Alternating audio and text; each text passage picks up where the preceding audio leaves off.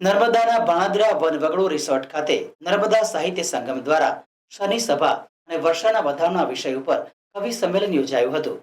નર્મદા સાહિત્ય સંગમ દ્વારા વનવગડો resort ભાણદરા road ભાણદરા ખાતે પ્રકૃતિના સાનિધ્યમાં શનિ સભા અને વર્ષાના વધામણા એ વિષય ઉપર કવિ સંમેલનનું આયોજન કરવામાં આવ્યું હતું, જેનું ઉદ્ઘાટન દીપ પ્રાગટ્ય દ્વારા નર્મદા સાહિત્ય સંગમના પ્રમુખ દીપક જગતાપ તથા અતિથિ વિશેષ તરીકે ઉપસ્થિત રહેલા બિરસા મુંડા યુનિવર્સિટીના ગુજરાતી વિભાગના પ્રાધ્યાપક ડોક્ટર ભરતકુમાર પરમાર તથા પર્યાવરણ સંરક્ષણ એવોર્ડ વિજેતા ઉત્પલભાઈ પટવારી, ઉપપ્રમુખ ઘનશ્યામભાઈ કુબાવત સહિતના નર્મદા સાહિત્ય સંગ્રામના સદસ્યોની ઉપસ્થિતિમાં દીપ પ્રાગટ્ય કરી કાર્યક્રમને ખુલ્લો મૂકવામાં આવ્યો હતો.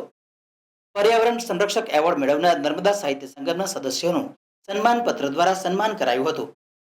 પ્રારંભમાં નર્મદા સાહિત્ય સંગમના પ્રમુખ દીપક જગતાપે નર્મદા સાહિત્ય સંગમની પ્રવૃત્તિઓ અને સાહિત્યના વિવિધ પાસાઓની ચર્ચા કરી વધુને વધુ લોકો સાહિત્યમાં રસ લેતા થાય અને સાહિત્ય લેખન પ્રવૃત્તિમાં જોડાય તે અંગે માર્ગદર્શન આપ્યું હતું.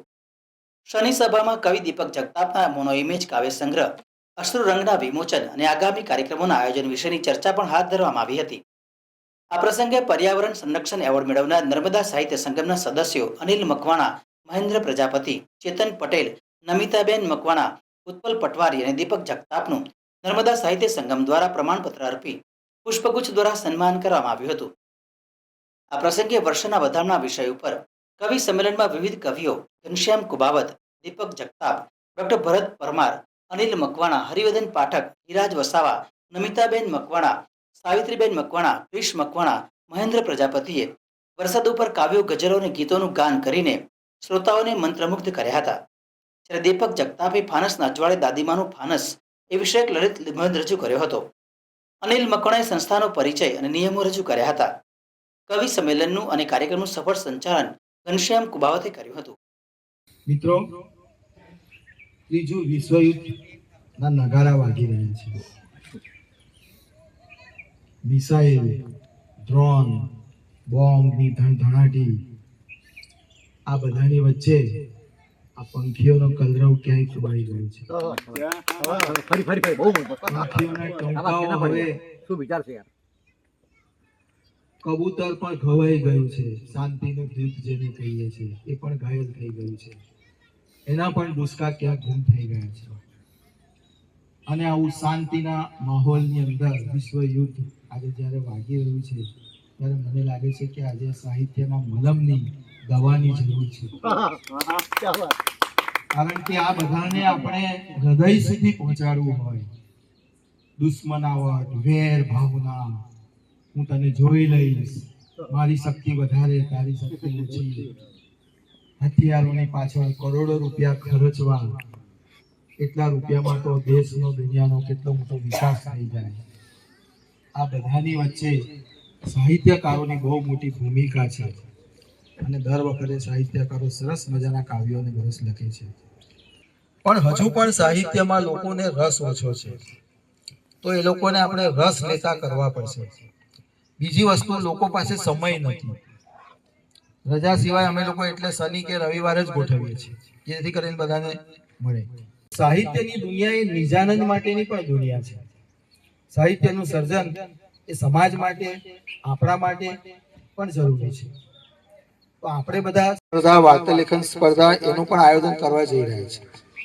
અત્યારે કદાચ ઓગસ્ટ કે સપ્ટેમ્બરના પ્રથમ વીકમાં આપણે ગુજરાત સાહિત્ય અકાદમી દ્વારા એક દિવસનો પરિસંવાદ, ગઝલ લેખન ઉપરનો પરિસંવાદ કરવા જઈ રહ્યા છે. એની મંજૂરી મળે એટલે એક પ્રોગ્રામ આપણે આખા એક દિવસનો, એમાં દિનેશ ડોંગરે સાહેબ આવવાના છે, નૈસદ મકવાણા સાહેબ આવવાના છે, અને 129 પુસ્તકોના કવિ લેખક રમેશ પટેલ સુરતથી એ પણ આવવાના છે.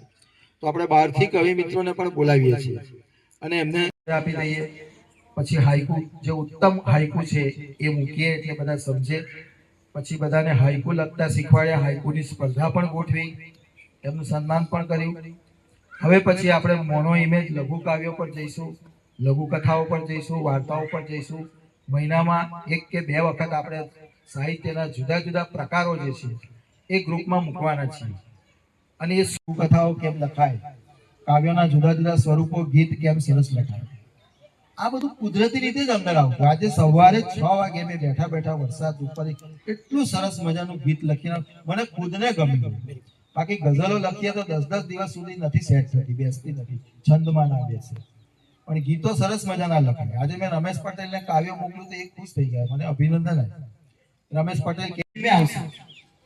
આ લોકોને મેં ઘણી વાર કહ્યું છે કે ઉચ્ચ સાહિત્યનું વાંચન કરો, તમે સારા લાઇબ્રેરીનો ઉપયોગ કરો, સારા સામયિકો વાંચો. મારી પાસે બધા સામયિકોના મેં લવાજમ ભર્યા છે. કવિતા મારે ત્યાં આવે છે, બુદ્ધિ પ્રકાશ આવે છે, કવિલોક આવે છે, નવચેતન આવે છે, પદ્ય આવે છે, પરબ આવે છે, અખંડાનંદ આવે છે. બધા જ સાહિત્યના જેટલા પણ સામયિકો છે, શબ્દસૃષ્ટિ આવે છે, લવાજમ ભર્યા છે અમે લોકોએ. કારણ કે લાઇબ્રેરીમાં આપણે ક્યારે જઈને આપણે એટલો વાંચવાનો સમય ના હોય, આપણે ઘરે બેઠા ગમે ત્યારે વાંચી શકીએ. આ બધા પુસ્તકો એ વસ્તીમાં. તો રમેશ પટેલ જે ગઝલના બેતાજ બાદશાહ છે, હું એમની પાસેથી શીખ્યો. 40 વર્ષ પછી આજે ગઝલ લખતો થઈ ગયો અને આજે કવિતામાં મારી ગઝલ આવે છે, સારા સારા સામયિકોમાં પણ, શબ્દસરમાં પણ આવે છે, છપાય છે. તો એ ધીમે ધીમે શીખાય. શીખવાની તમન્ના હોય તો આ બધું આપણે કરી શકીએ. સરસ મજાની તમારી અંદર લાગણીઓ તો છે જ, સંવેદનાઓ તો આપણી અંદર આવે જ છે, પણ એ સંવેદનાઓને કાવ્યના બંધારણમાં, સાહિત્યની ભાષામાં આવડવું જોઈએ. સાહિત્યની પણ એક ભાષા